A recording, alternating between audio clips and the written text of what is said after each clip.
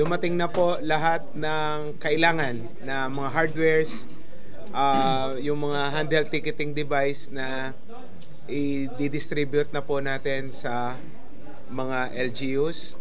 Kasama na po ang City of Parañaque na nakita nyo kanina, nag-ceremonial turnover po tayo.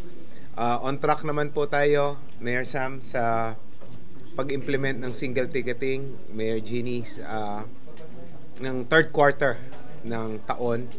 May mga konti pa kaming glitches na nakita sa initial rollout, tulad po ng mga bayad centers. 5,000 pala po ang branches nila or outlets nationwide.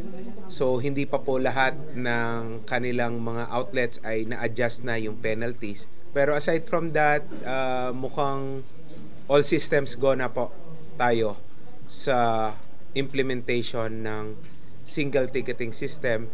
5 na binigyan natin ngayon ay yung Valenzuela, San Juan, Caloocan, Parañaque, and Muntinlupa. Dahil yung Quezon City, bumili sila ng sarili. 30 units po ng handheld device. Hindi naman po malaking delay. A few weeks lang naman po. I think a week or 2 lang.